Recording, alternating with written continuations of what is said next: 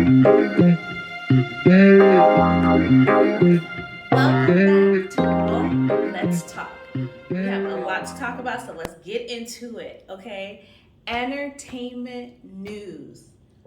Wow, the entertainment industry has really gotten some really interesting notices coming out about what's going on moving forward. I think every industry, I would say, is trying to figure out life post this pandemic that we've experienced the last almost 3 years. And there's been a lot of shakeups and companies merging or companies dropping other companies. And so it's very interesting to see how the entertainment industry is moving forward in it. And this past week, it was a lot. So I'm going to go through the different news, like captions that came out. What does that mean? Kind of figure out what we as audience members, observers are going to experience maybe. So let's get into it. Girls 5 Ever is moving from Peacock to Netflix. Now, Peacock is a streaming app that is, I want to say, associated with NBC, and they established this a couple years ago in the midst of the pandemic, and they took certain shows with them. They have a free option, but then they have like a pay-as-you-go, almost kind of like Hulu, starting at $4.99 and going vice versa if you don't want ads, blah, blah, blah. Now, this is kind of like okay, what are you thinking? Because I feel like Peacock doesn't have that many original content, that many shows or films that it's only on Peacock. A lot of the stuff that they have is on other apps. So it's kind of like, why are you committed to it? I was originally watching Peacock for Law and Order because I am a big Dick Wolf fan. I love me some Law and Order. I'm a Jerry Orbach fan from the original. Love me some SVU, and am so excited that Christopher Meloni is back doing organized crime. So that was why I originally had Peacock, and I have Hulu for that reason as well. But for some reason, Hulu doesn't show the shows anymore after it's been aired on NBC, and is solely on Peacock, which is okay, but now it's part of the pay as you go option. So I haven't been able to watch Law and Order this season, I should say, as a result, because I have too many apps and I'm not trying to pay for it anymore. So the two apps that I don't pay for is Peacock and Disney Plus, because it's just too much. It's too many. I have too many. So this is a very interesting news about Girls 5 Ever. I think it has to do with the fact that Netflix is a bigger, more known streaming app, and it's going to bring a larger fan base possibly and more money for financing the project, which is congratulations to that whole team. Next, Doctor Who has ended. Jodie Whittaker's time as the Doctor is done. She's done her 3 seasons, and so the announcement comes that there's going to be a new actor, which is great, and kudos to him. He's going from Sex Education to now Doctor Who. But then they also made the announcement that Doctor Who is now going to be joining forces with Disney, and I don't know how I feel about it. We'll see. I don't know. I'm not caught up with Doctor Who in that I'm still on the Matt Smith season. I keep on going back to David Tennant's season because I love him as the modern day Doctor Who. I love a lot of the classic ones that you can watch on Britbox, I believe, or Acorn TV, which I do have through Amazon Prime. So if you want to watch the original going all the way back into the 60s, black and white 30-minute episodes, and see how it gradually goes to color and then full on 45 minutes to hour episodes, by all means, it's a joy. I started doing that during the pandemic. And then I go back from time to time to episodes that I love, and I really, really enjoyed the David Tennant years. But congratulations to Jodie Whittaker for finishing her tenure, and congratulations to the new actor that's going to be playing Doctor Who. But I don't know how I feel about this Disney move. I feel like Disney has capitalized on the fact that they have Marvel and Star Wars, and so you have to watch all their stuff on Disney Plus, all the movies, all the television shows. And so I don't know, I feel like it should stay with HBO, but then I also am aware that HBO did a merger with HBO, I should say. Warner Brothers has now joined forces with Discovery Channel, so it's Warner Brothers Discovery, and that could also be the reason why it's going to be leaving HBO Max in the States. I don't know which other apps Doctor Who is played throughout the world, but in the States, the modern day classic Who is on HBO Max. So that'll be interesting to see how that shifts. And speaking of Disney Plus, they just announced that Paul Bettany is going to have his spin-off show for As Vision on Disney Plus. So another Marvel show. Again, I don't know how I feel about this.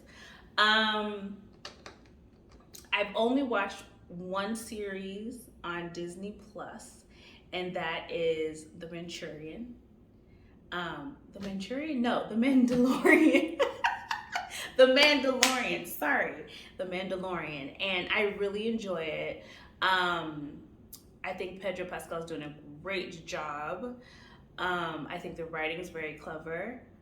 I haven't watched any of the Marvel shows yet, so I can't tell you how I feel. I actually did watch one episode of And If, and that's because I was missing Chadwick. I'm one of those people that when an actor dies, it's very hard for me to watch any of the projects that they did like right around the time that they passed.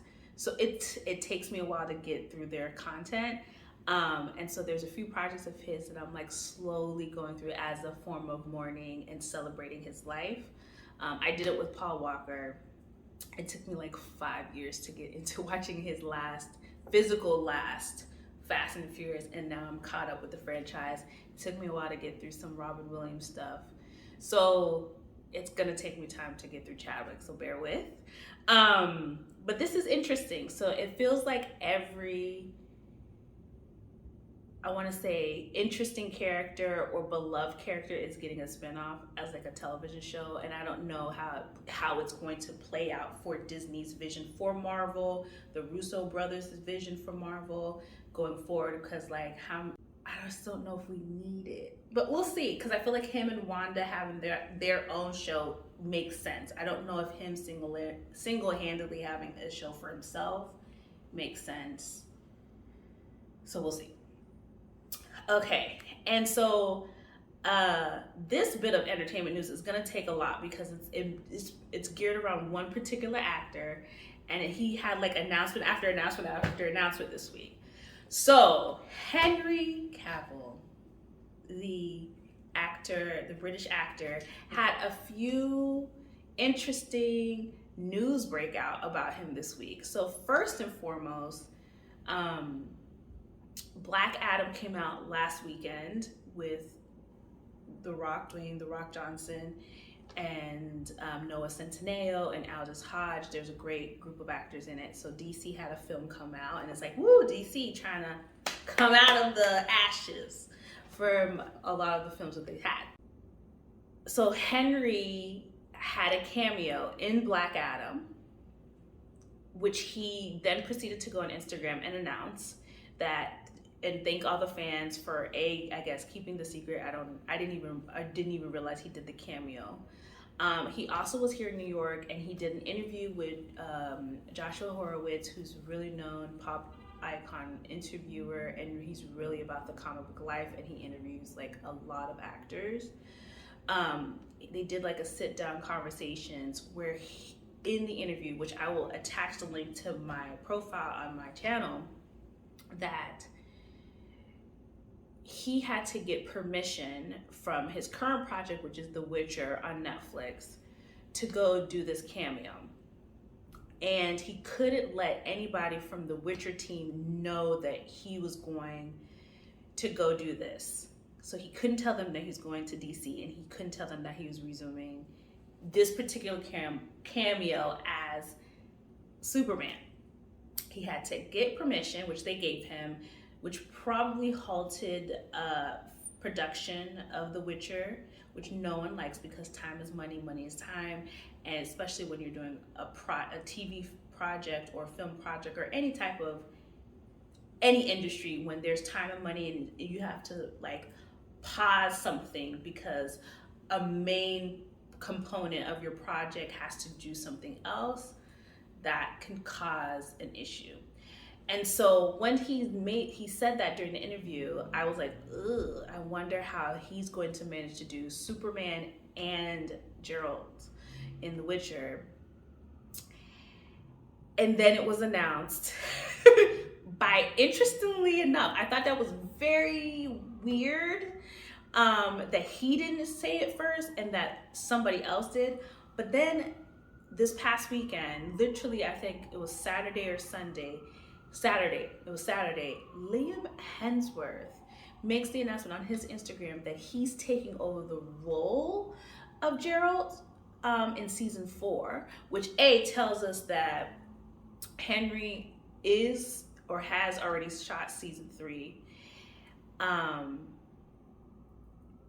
that he had to step away, which is crazy because the first season of The Witcher came out and the buzz about it and everybody's excited about it. It was an interesting take on a comic book character, a video game character. It was done really well. And Henry, I believe, in an interview, people can find it on like, I don't even know where you can find it, probably like a Graham Norton interview. But he explicitly says, like, if the showrunners want to go to 7 seasons, I'm fully committed to doing this. Which is crazy because he's also, I shouldn't say crazy, it's also putting himself in a predicament because he's also in various interviews with like Jimmy Kimmel, Jimmy Fallon, and Graham Norton has said that there's particular fictional characters that he would love to play and has always wanted to.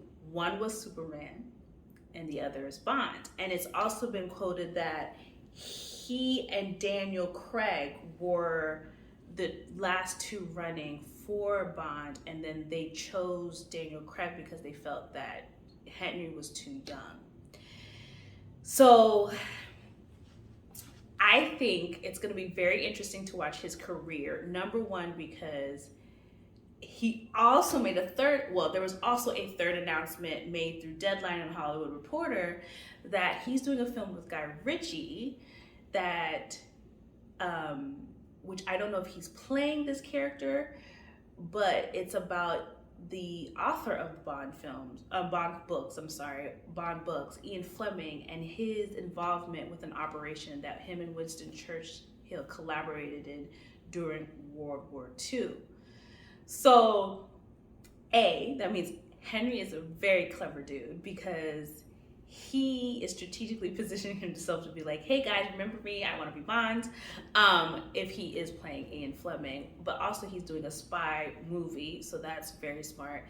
2, he's coming back as Superman, which means DC is really trying to figure out some format to change the way that these DC films have been coming out in the last couple years. And so he's coming back as Superman. So there's going to be another film with him in it. We don't know how many he signed up for, but it was enough that he had to step away from The Witcher and pass it on to Liam Hemsworth. But I think it's a really interesting time for Netflix in that regard, because that was probably one of their best original fictional content. I'm going to be very truthful and honest. I'm tired of the reality television, which is also why today's episode has nothing to do with Love is Blind. I've watched the episodes and I have no comment. So that's why I'm doing this bit of entertainment news, because I kind of want everyone to understand how the industry works and why certain things will go a certain way in regards to Let's Talk and this YouTube channel and what we're highlighting. So with all that being said, not that much to come from me, except that there's 3 great feel good shows that I would love to share with you. I'm going to talk a little bit briefly about each one and where you can find them, and you can watch them and let me know how you like them. And maybe further down the line, we'll have episodes talking about the shows where I have my friends who've also watched these shows give their perspective as well. So it's not just me talking about the shows. Okay, so first and foremost, it is Ted Lasso. I love this show. I don't know if I mentioned this before. I'm one of those people that, yes, I love watching television and I love watching film and I love going to the theater. I'm an actor, I'm a writer, I'm a producer. I do these things. I have a production company. Stay tuned, we have things to come. But I'm also not one of those individuals that likes to watch things as soon as they come out, which is why you haven't heard me give a review about The Power of the Rings or the prequel to Game of Thrones, because I let kind of the hoopla die down, and then I watch it for myself and I come to my own conclusions. So with that being said, and I also kind of wait to see if the show is going to be renewed for a second season. That's also key. I'm 70% really good at watching a trailer and then being like, I'm not going to commit because I don't want to. And then there's times that I do end up watching a great show and get bummed that it didn't get renewed or that they couldn't find more ways to tell the story. So the 3 shows that I love. Ted Lasso. Ted Lasso is a great show. It's Jason Sudeikis, who is an SNL alum, and he is hired to be a football coach for a British league, and it's the chaos and the debauchery that ensues. It's a bittersweet show. It's so light and welcoming, and then there's moments that you want to tear up and cry because you get a little emotional and you love these characters. It's a great ensemble piece to watch. I think the writing's great. I love the wardrobe, whoever styles that show. Yes, I love it. Visually, it's so pleasing and welcoming, and it's great music, and it's just great references to pop culture, and it's such a great show. And you can find that on Apple TV. So watch those 2 seasons. They are renewed for a 3rd season, so I can't wait because it's going to be one of those shows that I do watch. Another show that I recommend is Mum, M-U-M. It is with Leslie Manville. She's one of my favorite British actresses. And it's a show about grief and how you deal with it. It's a show about a woman who, literally, the first episode, it's her coming to grips that her husband has died of cancer recently. And the first 2 seasons, every episode is a month in the year of his death. So like literally from the time that he died. So it's like a month in and then 2 months in. So it goes through the holidays without him and how she deals with that, and their adult son that still lives with her, and her trying to find what love is going to look like when her love is no longer with her. So that's a beautiful show. It's actually completed, so it's all 3 seasons, 6 episodes each, on Britbox, I believe. So if you have Britbox, watch Mum. It's a beautiful story. It'll make you feel light, and you're gonna cry. I can say this, you're gonna cry, but it makes you feel, and you know how like you watch something and your soul just becomes so clean and fresh and renewed? That's one of those shows that does that. Same with Ted Lasso. And the 3rd recommendation I have, which I love, shout out to Selena for recommending it, is Extraordinary Attorney Woo. Yes, it is on Netflix. It is a great Southern Korean dramedy, I would say. It's such a brilliant, I love shows that have a complete ensemble team effort. So all 3 shows that I mentioned, it's an ensemble. Yes, I may mention certain actors more than others, but in its entirety, it's a great ensemble work. Rumors of a season 2, not sure if they're going to have one, but the way that they set this up now, all 16 episodes on Netflix, is actually really great. You can watch it from beginning end. I actually went back and watched it 2 times. Because I watched the first 15 episodes, then went back and watched all 15 episodes again before I watched the last episode, kind of like my goodbye to the show. But I'm probably going to end up going back and watching because it's so great. The whales, the visually, the way it looks, the music, the homage to like old romantic comedies, and the moments between certain characters are really great and refreshing.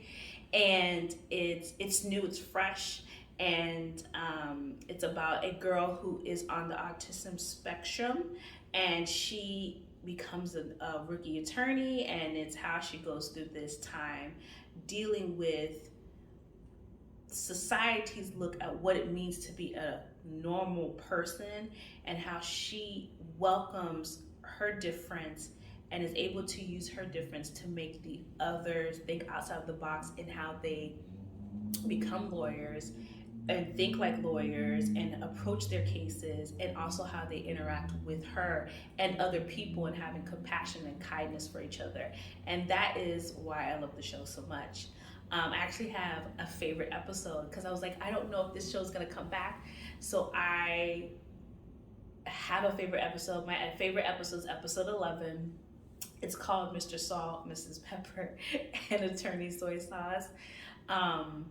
It gets a little like, whoa, wait a minute, dark, but it's such a great culmination of all the things that has been going on with Attorney Woo Young Woo and other people within the firm and clients, that it kind of sums up what the show is in its entirety, and including the last episode. But that episode is the one that sticks out to me the most. And so I salute you all for watching episode 3, for liking, sharing, subscribing. Also, now I'm going to be on TikTok, so I will put snippets of what's going to be on the episode on TikTok. So follow us on TikTok. And hopefully I will have an episode soon with some of my good friends, like James, who is an avid Doctor Who fan, who actually got me on Doctor Who while we were drama school, and some of my friends for other shows. So we'll see what happens. Have a great week. Love on each other. Be kind to each other. And celebrate each other, because life is not easy, especially during these times. See you next week.